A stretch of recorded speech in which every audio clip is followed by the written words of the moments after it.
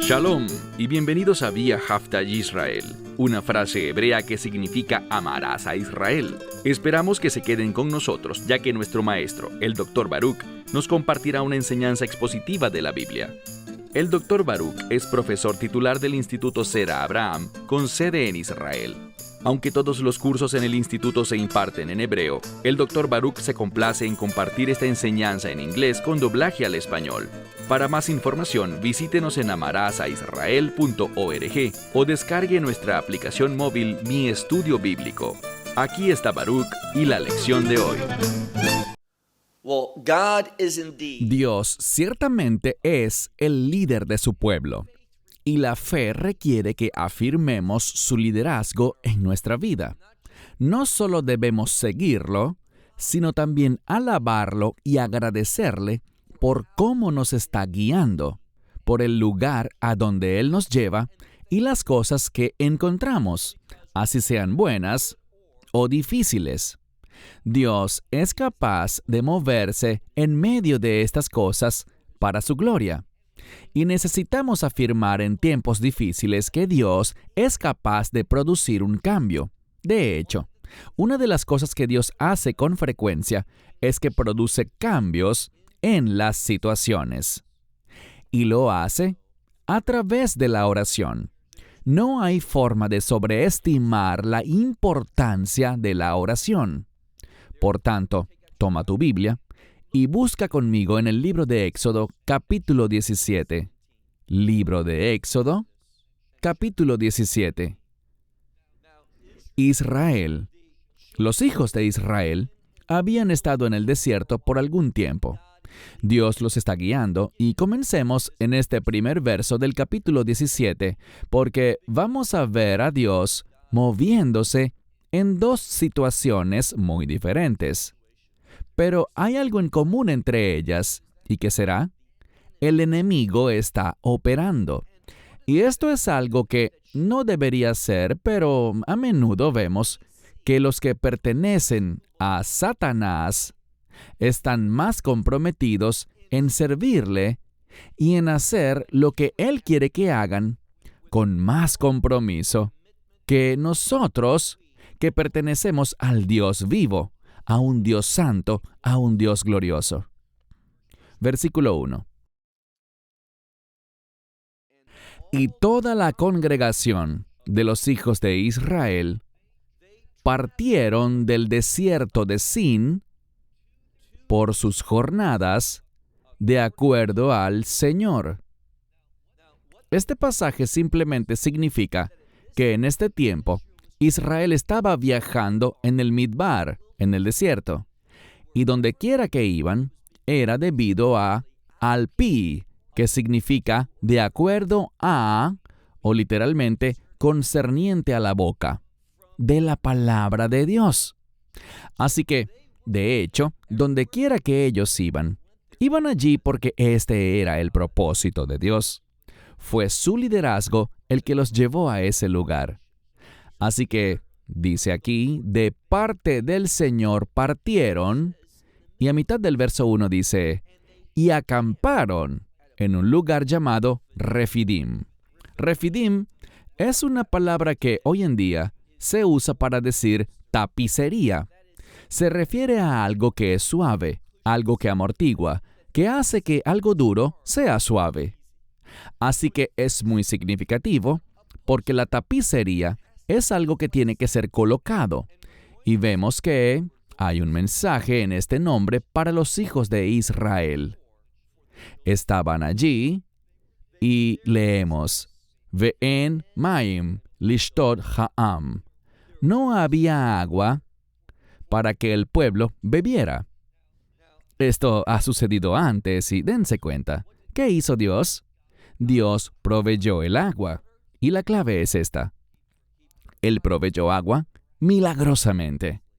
Y por lo tanto, oigan esto, si están bajo el liderazgo del Señor, y este es un principio importante, si están bajo el liderazgo del Señor, pueden esperar su provisión. Y cuando sea necesario, y quiero enfatizar eso, cuando sea necesario, lo hará de una manera milagrosa.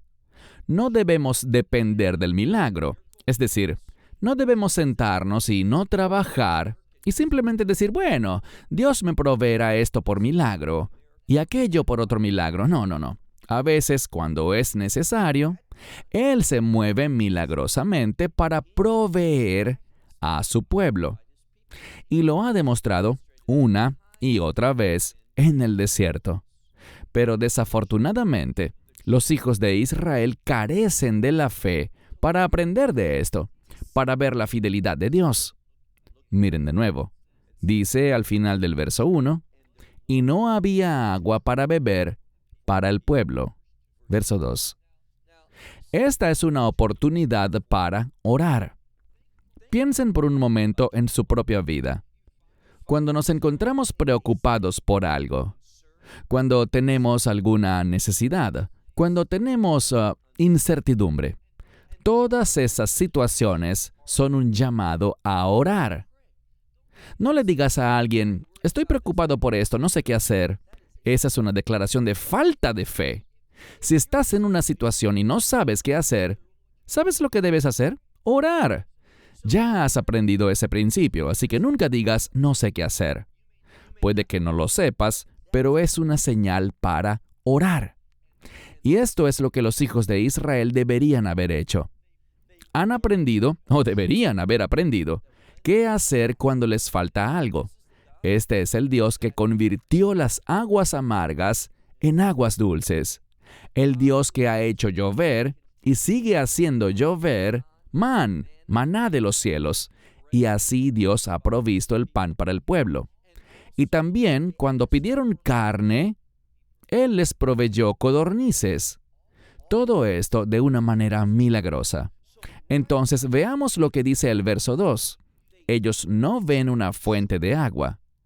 El Señor está con ellos. Él es la fuente de todas las cosas. Toda buena dádiva y todo don perfecto proviene de Dios. ¿Pero qué hacen ellos? Verso 2. El pueblo contendió. Y eso significa que hubo un conflicto. Contendieron con Moshe y dijeron, danos agua y beberemos. Aquí está el problema. Se volvieron a Moshe en lugar de volverse a Dios.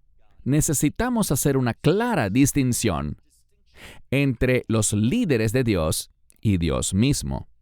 Los líderes de Dios solo son sus portavoces. Son aquellos que escuchan de Dios o escuchan de las Escrituras y comparten eso. Y es la verdad bíblica la que provee la base para el liderazgo. El liderazgo que debemos seguir, abrazar y del cual aferrarnos. Pero los líderes no hacen milagros. Dios es quien los hace. Ellos le dicen a Moisés, danos agua y beberemos. Y Moisés les dijo, ¿por qué contendéis conmigo? Moisés les está diciendo algo. Yo no soy la fuente de la contienda, simplemente estoy siguiendo a Dios. Yo soy su siervo. Yo los guío a ustedes, pero estoy bajo su autoridad. Entonces, ¿por qué estáis contendiendo conmigo? Dice él. ¿Qué es esto de probar al Señor? Es decir, ¿para qué están probando al Señor? ¿Qué quiere decir Moisés? Muy simple. Moisés entiende algo, que si Dios nos pone en una situación de carencia, hay un propósito. A veces la palabra prueba habla de una experiencia donde está lo sobrenatural. Lo diré de nuevo, es vital que lo vean.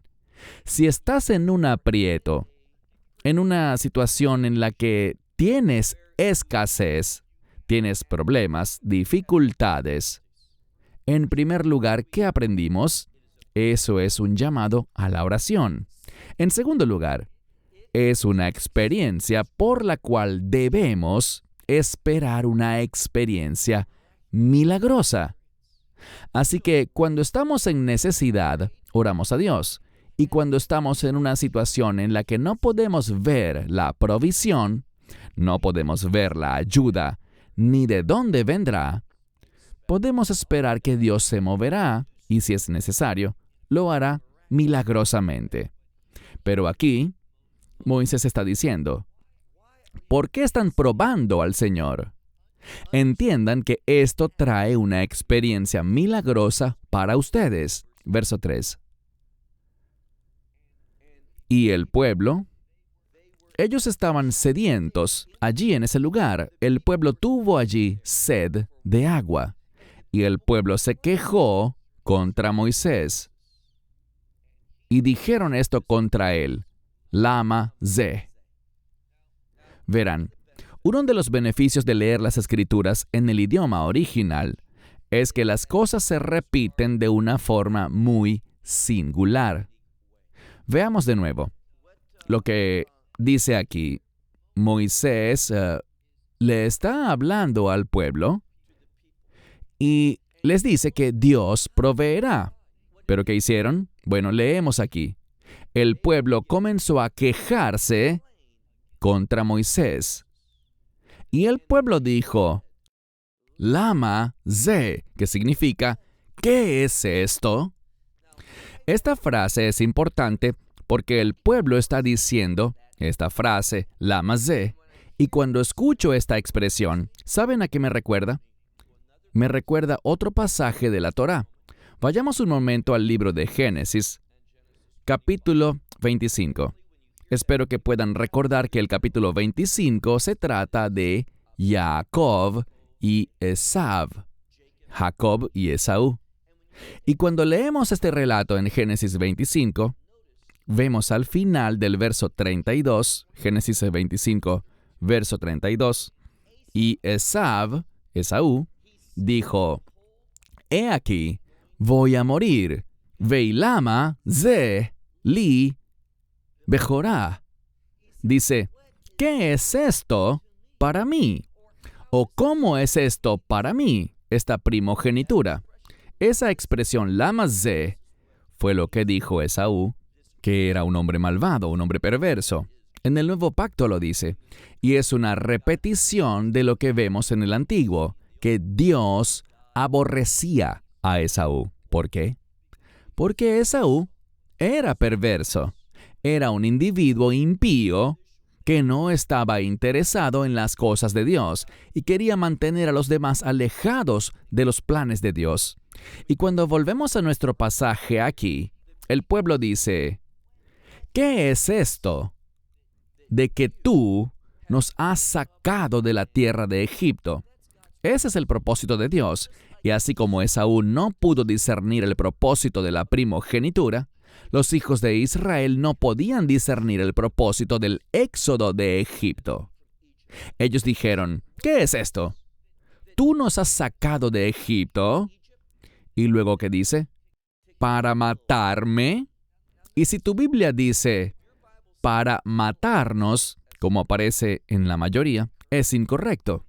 Es la palabra lechamit, o ti, no otanu. ¿Y qué nos dice esto? Esto nos revela algo en su gramática y lo deja bien claro, que todo el mundo está pensando en sí mismo. Ese es el espíritu de Esaú. Y tanto tú como yo, a pesar de que somos recipientes del Espíritu Santo, si somos creyentes, debemos preguntarnos cada día, ¿tengo ese espíritu de Esaú? ¿Qué es eso? Egoísmo, pensar en uno mismo, querer mi voluntad, rechazar la voluntad de Dios y no querer que otros encuentren la verdad de Dios. No estar interesado en hacer cosas para que otros puedan aprender la palabra de Dios. Y el pueblo dice, ¿qué es esto? Tú nos has sacado de Egipto para matarme a mí y a mis hijos y a mi ganado de sed. ¿Qué hizo Moisés? Moisés vio el significado de esto. Y la mayoría de los comentaristas, y veremos por qué en un momento, la mayoría ve que el pueblo se encuentra en un estado muy hostil. Pensaron, Moisés, ¿para qué nos trajiste a este desierto? para matarnos. Y ahora el pueblo está pensando en matar a Moisés. Y la razón por la que digo eso es por el siguiente verso, el 4. Y Moisés vayitzhak, él clamó. Literalmente es la palabra para un grito. Y Moisés gritó al Señor y dijo, ¿qué debo hacer? ¿Qué le haré al pueblo, a este pueblo? Od meat, es decir, dentro de poco, ¿qué van a hacer? Dentro de un rato, es decir, muy pronto, me van a apedrear. Hay un par de ocasiones en las que Moisés estuvo en una posición muy peligrosa a los ojos humanos. Y el pueblo quería levantarse y apedrearlo hasta la muerte. Y esta es una de ellas. Moisés estaba en peligro real. Y aquí vemos una distinción. Porque el pueblo pensaba que iba a morir. ¿Y qué hicieron? Estaban enojados, se quejaban y querían matar a Moisés y elegir a otro líder con el fin de regresar a Egipto. Siempre querían volver a Egipto. Pero Moisés, al verse bajo amenaza de muerte, ¿qué hizo? Oró, clamó a Dios, buscando revelación, buscando guía, buscando lo que Dios quería que él hiciera en esta situación. Verso 5. Y el Señor dijo a Moisés, noten que dice, Avor lifnei ha'am, pasa delante del pueblo. De nuevo, lo que me viene a la mente es el libro de Juan, capítulo 8, versículo 59. He hablado de esta escritura antes. Juan 8, último versículo, creo que es el versículo 59. Esta es una escena muy similar. El pueblo había recogido piedras para apedrear a Yeshua hasta morir. ¿Y qué hace él? Si tienen una Biblia que no es exacta, que no presta atención a la gramática, que tiene un estilo orientado a la paráfrasis, dirá, y Yeshua, o Jesús, fue y se escondió. Pero cuando leemos el texto en el idioma original, no dice que Yeshua se escondió como si estuviera asustado y huyó, sino que dice que él fue escondido. Eso significa que otra fuente hizo que se ocultara. ¿Quién es esa otra fuente? Dios. Y aquí vemos el mismo concepto. Dice, Él pasó por en medio de ellos. Algunas Biblias incluso omiten por completo la parte que dice que Él pasó por donde estaban ellos y que pasó por en medio de ellos. Lo descartan porque no tiene sentido si Él fue y se escondió. Hay que tener mucho cuidado con la palabra de Dios. Esto es muy similar. Vemos que Dios le dice a Moisés que no huya, sino que dice, tú, pasa delante del pueblo y toma contigo de los ancianos de Israel. Esto es lo que yo llamaría una lección de fe. Recuerden algo. Estamos hablando de una situación de necesidad, de dificultad, de sufrimiento y de prueba. ¿Y qué debemos esperar? En esas situaciones debemos esperar siempre la fidelidad de Dios. Él se moverá y si es necesario, se moverá milagrosamente. La palabra que vimos antes habla de una experiencia milagrosa que viene en camino. Pero para que ese milagro suceda, es necesario que haya fe. Por lo tanto, esta es una experiencia de crecimiento de fe. Porque el pueblo, Od Meat, en un momento van a apedrear a Moisés. ¿Y qué se le dice a Moisés que haga? Que no huya, ni tampoco que haga algún milagro que impresione al pueblo inicialmente. Se le dice, pasa a través del pueblo, pero toma a algunos contigo. ¿Tomar a quiénes?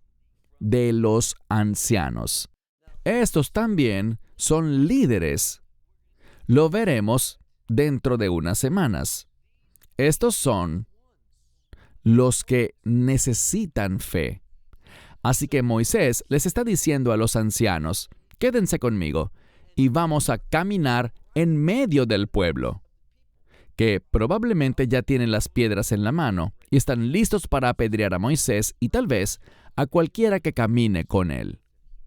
Y se le dice, pasa delante del pueblo y toma contigo de los ancianos de Israel y tu vara, la cual, y aquí está la instrucción, con la cual golpeaste el Nilo. Tómala en tu mano y ve. Así que Moisés está caminando. Imagínense esto. Todo el mundo estaba listo para apedrearlo, y él tiene la vara, esa vara del Señor en su mano, y los ancianos lo están siguiendo. Y esto demuestra la confianza y sumisión de Moisés a Dios, que él teme a Dios más de lo que teme al pueblo. Te pregunto algo. Cuando te encuentras en una situación difícil, ¿a qué le temes? ¿Le temes a esa situación en la que estás? ¿O Dios sigue siendo la prioridad de tu vida? Dios es fiel. Puedes confiar en Él y nunca te decepcionará. Moisés y los ancianos caminan, verso 6. Dios hablando dice, «He aquí, estoy de pie delante de ti». Así que literalmente Moisés está caminando hacia Dios. «He aquí, yo estoy parado delante de ti, allí». ¿Sobre qué? Batsur. Sobre la roca. No cualquier roca, sino una roca en particular. Y permítanme decirles que vamos a descubrir que hay una conexión entre esa roca y el Mesías. Esto nos está mostrando una imagen. Lo que Dios hace, el fundamento de lo que Dios hace, es el Mesías. Lo diré de nuevo. Cualquier cosa que Dios haga en este mundo, el fundamento de su actividad es el Mesías. Y por lo tanto, si no estás con el Mesías en un pacto, ese nuevo pacto a través del Evangelio, si no estás en una relación de pacto con Él, entonces no experimentarás la provisión, el poder y la actividad milagrosa de provisión y liberación en tu vida. Y dice Dios, «He aquí, yo estoy allí delante de ti sobre la roca». Y noten que dice, «Ve Horeb», en Horeb. Horeb es otro nombre para el monte Sinaí. Es muy significativo que todo esto está sucediendo y el énfasis está en Horeb, el monte Sinaí. Allí es donde está parado. ¿Y qué nos dice esto? Que todo esto es para producir algo. Todo esto es para que el pueblo crezca en obediencia. La obediencia está relacionada con la sumisión y esto sucede a través de la revelación de Dios. Y eso es lo que le dará al pueblo. Él ha creado esta situación. Él los ha llevado a Refidim con el fin de darles revelación. Esa revelación que Dios es capaz de dar de una manera que nunca habían imaginado. Allí está, Dios parado sobre esa roca, en el monte Horeb, y dice, golpea la roca, y saldrá agua de ella, y beberá el pueblo. Esta es la revelación de Dios para Moisés. Ya sea que el pueblo esté oyendo esto o no, eso no lo sé, pero Moisés lo oyó. Y dice, si seguimos leyendo, en la segunda mitad del verso 6, Vayashen Moshe, y Moisés lo hizo así, ante los ojos, ¿de quiénes? De los ancianos de Israel.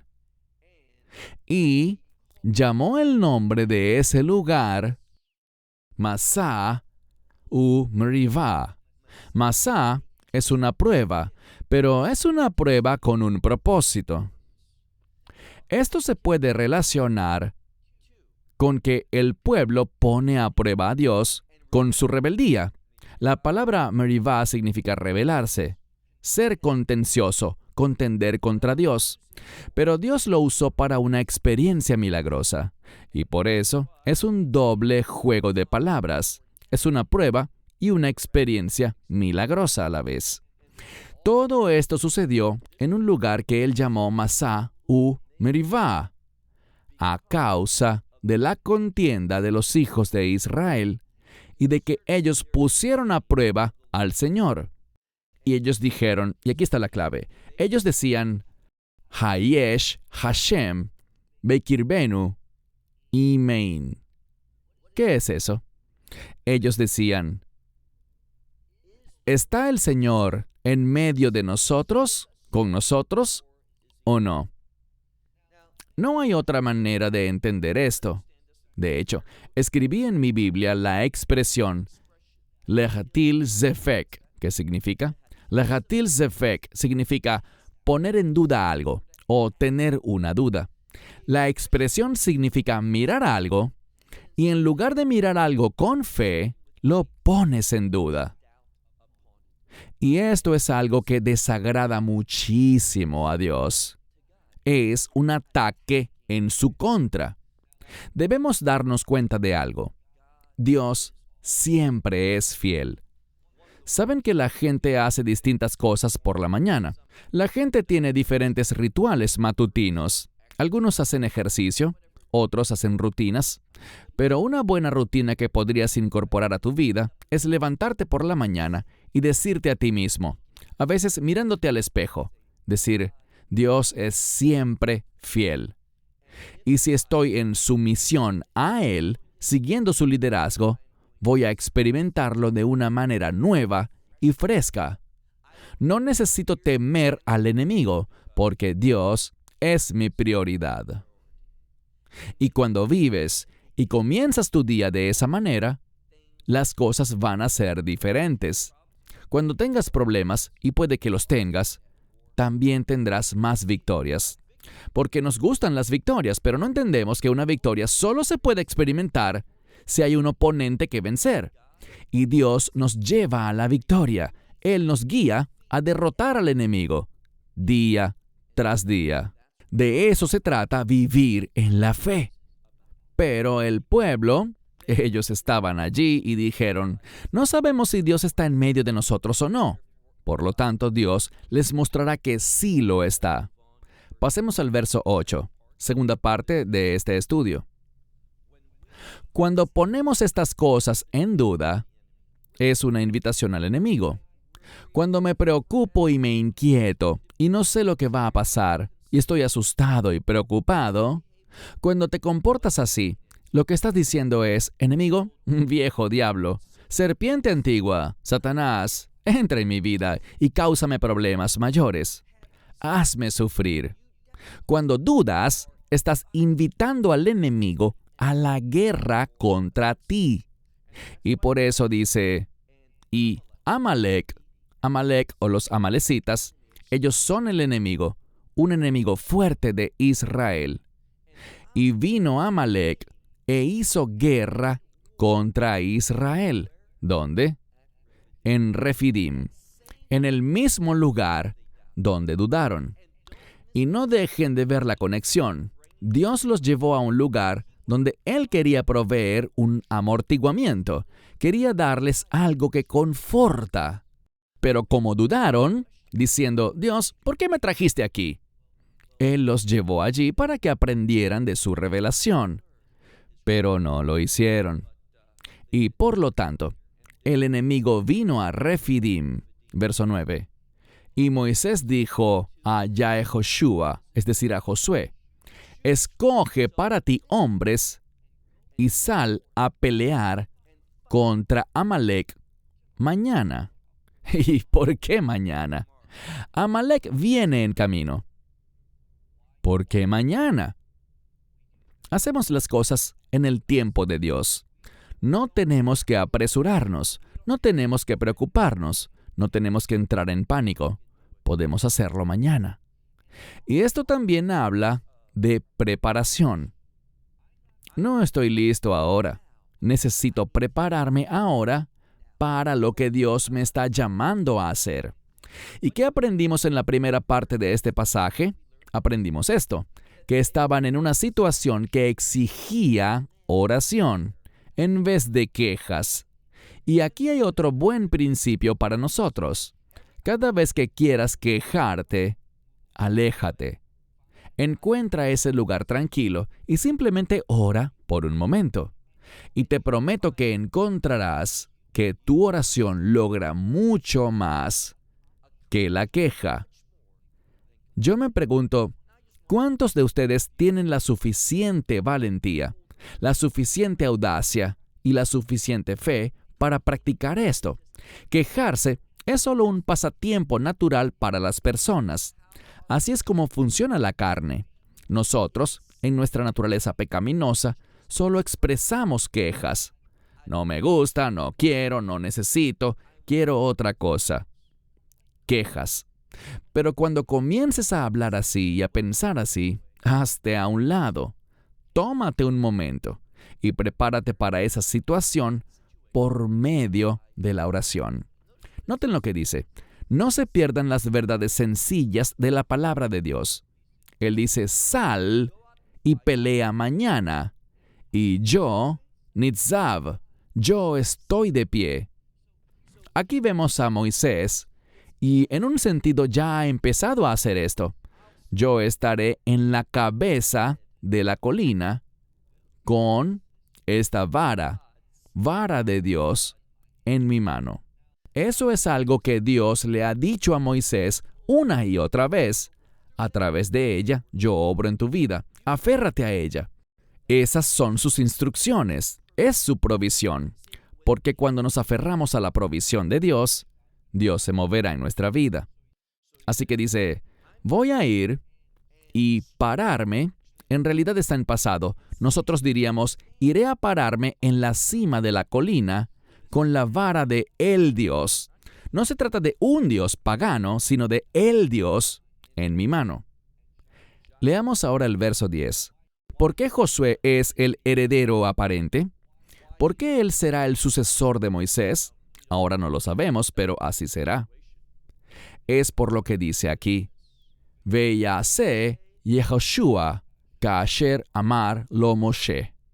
Y Josué hizo justo eso. No casi, ni más o menos, sino justo eso. Justo lo que Moisés le dijo. Pelear contra Amalek. ¿Y qué hizo Moisés? Moisés, Aarón o Ajarón y Hur, dice, Alú, ellos subieron. Y es interesante que esto esté en tiempo pasado. Ya estaban allí. Vemos que este fue el propósito por el que Moisés le dijo a Yehoshua, mañana ve a pelear. ¿Por qué? Porque él va a orar esa noche entera y hasta el día siguiente, cuando comience la batalla. La oración, en otras palabras, siempre tiene prioridad. Y estos tres hombres, Moisés, Aarón y Hur, subieron a la cima de la colina. Verso 11. Y sucedió que justo cuando Moisés levantaba su mano, dice, Vegavar Israel. Gavar es una palabra que significa fuerte, poderoso. Digo esto porque el ángel Gabriel es el ángel de Dios que es poderoso. Y vemos que Gabriel, el ángel, generalmente es nombrado en el texto cuando hay una necesidad de poder, con el propósito de la liberación, una necesidad de la provisión de Dios para salvación. Y este es un buen ejemplo fundamental de ello. Dice en el versículo 11, cuando él levantaba sus manos, Israel recibía poder. Ellos eran fuertes. Y cuando él bajaba sus manos, relajaba sus manos, ¿qué sucedía?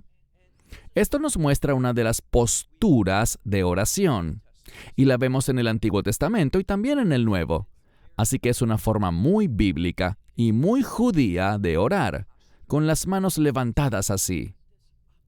Cuando Moisés ponía sus manos de esta manera en oración, tal vez así, Israel prevalecía. Pero cuando se cansaba y bajaba los brazos, ¿qué pasaba? Lo dice muy claramente, Amalek prevalecía. ¿Y saben lo que eso nos dice? Nos dice que la oración hace una diferencia. Cuando estoy orando apropiadamente, de la manera correcta, habrá un efecto. Voy a recibir poder. Seré fuerte en esa situación. Pero, cuando la oración no se hace correctamente, o no se hace en lo absoluto, eso va a empoderar al enemigo, y el enemigo se volvió poderoso. Algunos de los comentaristas señalan que la oración y la adoración tienen una relación única. De hecho, cuando oramos, en esencia, estamos adorando a Dios. Y por lo tanto, cuando oramos o adoramos correctamente, eso nos da poder. Pero, este es el principio. Cuando adoramos incorrectamente, eso le da poder al enemigo y él se va a manifestar. Me desviaré un poco del tema, solo por un momento, para decir lo siguiente. Hoy en día, hay muchas manifestaciones falsas del Espíritu Santo. Y esa acción de clamar para que vengan ángeles repetidamente, no sé de dónde la sacaron. Aquí está el problema. Dice en las Escrituras que Yeshua, él podía llamar a una legión de ángeles. Nunca dice que el hombre pueda hacerlo. Puede que me equivoque, pero no recuerdo que esto esté en las Escrituras. Solo él lo hace. Y cuando clamamos pidiendo ángeles, ángeles, repitiendo eso una y otra vez, lo que quizás estemos haciendo es ponernos al nivel o haciéndonos semejantes al Hijo de Dios. Y eso no lo debemos hacer. Especialmente cuando he visto tantas veces lo que pasa cuando las personas invocan este fuego sagrado y cosas como esa. Esas manifestaciones, en mi opinión, no son edificantes, no glorifican y son confusas. Y vemos con mucha frecuencia a personas que están involucradas en eso. Se dan cuenta de que se manifiestan cosas y la gente se emociona por eso. ¿Y luego qué pasa? Desaparece. Y yo creo eso. En realidad, no es una manifestación del Espíritu de Dios, sino la manifestación del poder del enemigo cuando hacemos una adoración incorrecta. Entonces dice aquí que cuando Moisés bajaba las manos, que no es como se debe orar, le daba poder a Amalek. ¿Qué hicieron entonces? Verso 12. Moisés, sus manos estaban pesadas, y por lo tanto ellos, es decir, Aarón y Hur, ellos tomaron una piedra. Bueno, existen varias palabras para decir roca o piedra en las Escrituras. Nos hemos topado con la palabra tsur, también eben, y también selah. Y a menudo se usan casi indistintamente. Pero vemos algo. De la misma manera en que Dios se paró sobre la roca, fíjense ahora en Moisés. Con el fin de traer a Dios a esta situación, Él también está sobre la roca. Está aprendiendo del ejemplo de Dios. Y tomaron la piedra y la pusieron debajo de él, y él se sentó sobre ella, es decir, Moisés se sentó sobre ella. Y Aarón y Hur sostuvieron sus manos, uno a un lado, el otro al otro lado. Mizeh echad u mizeh echad.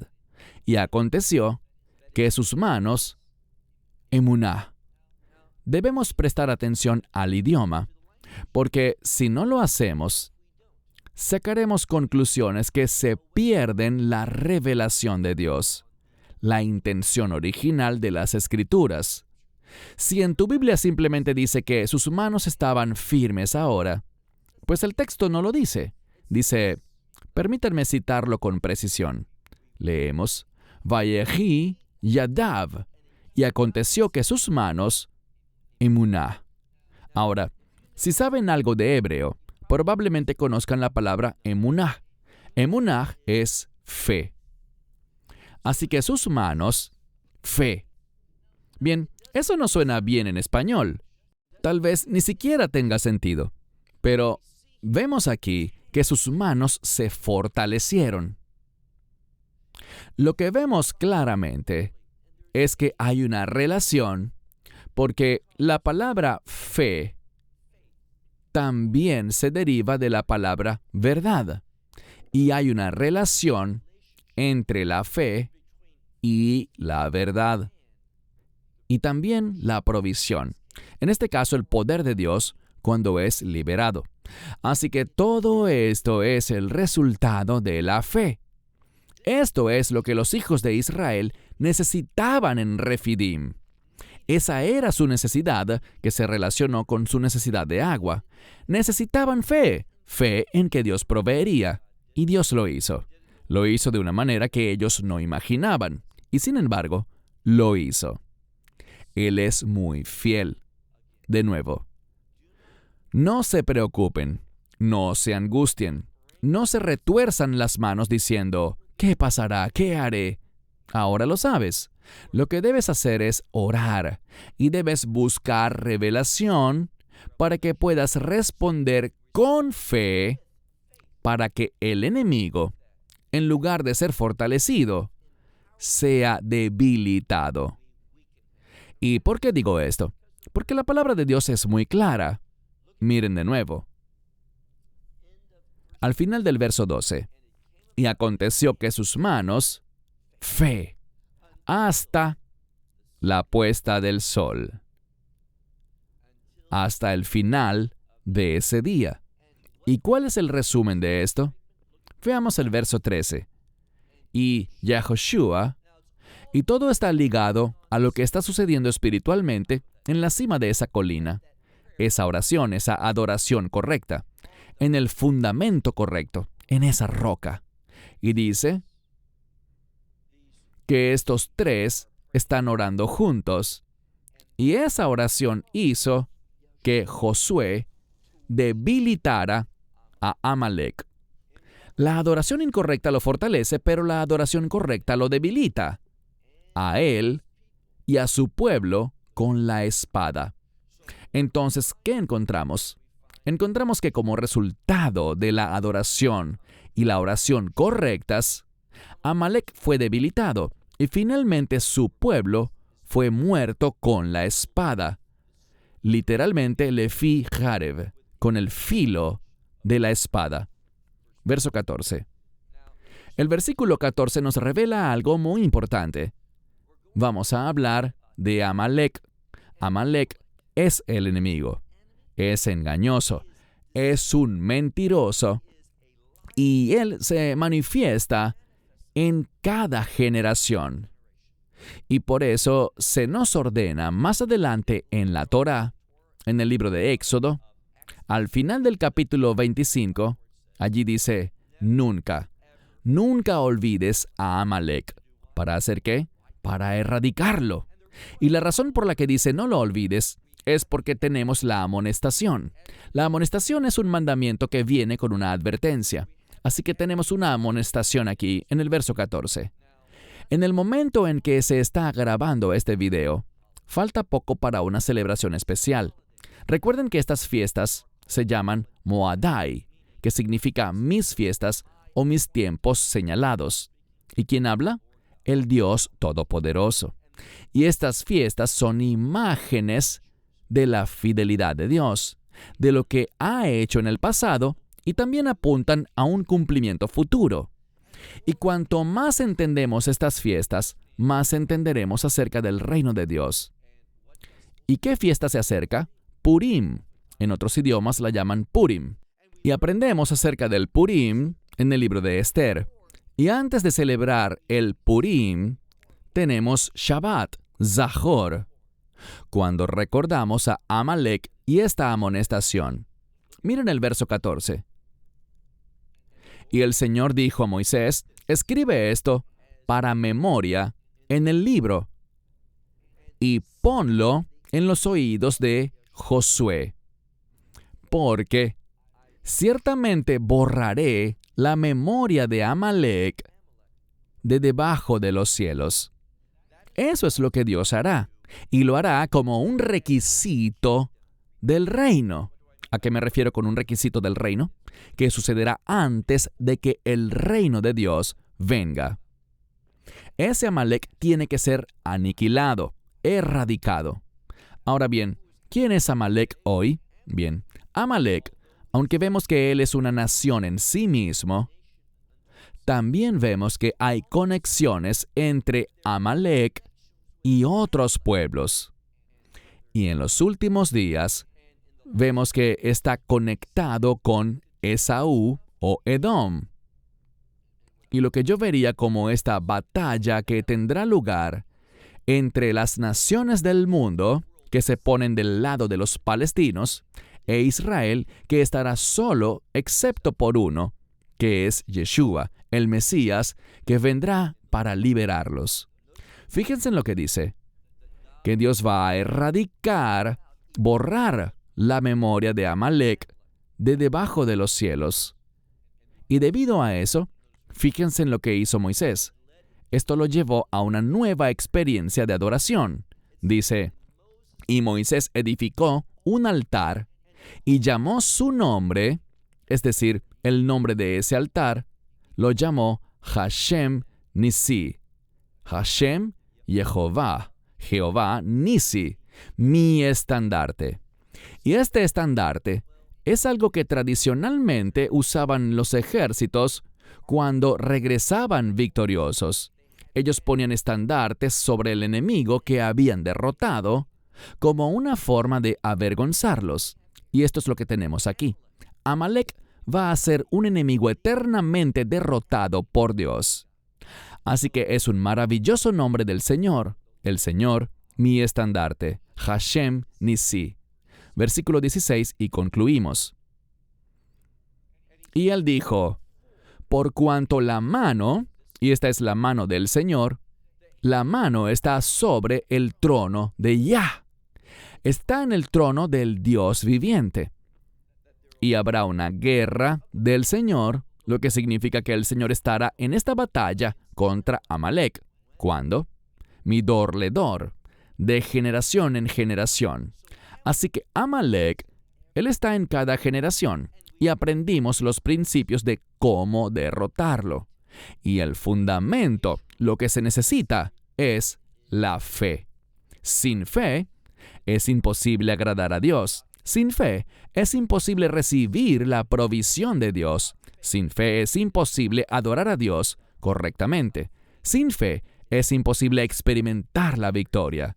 La victoria sobre el enemigo solo ocurre con fe en el Mesías Yeshua. Esperamos que te hayas edificado con el mensaje de hoy y lo compartas con otros. Te invitamos a seguir nuestros estudios cada semana por este canal y por el portal de YouTube de Amarás a Israel. También puedes descargar nuestra aplicación móvil gratuita, Mi Estudio Bíblico. Finalmente, para obtener más información sobre nosotros, visita nuestra web amarasaisrael.org, donde encontrarás otras conferencias de Baruch en audio, video y texto. Hasta el próximo programa. Que el Señor te bendiga en Yeshua HaMashiach, Jesús el Mesías, mientras caminas con Él. Shalom desde Israel.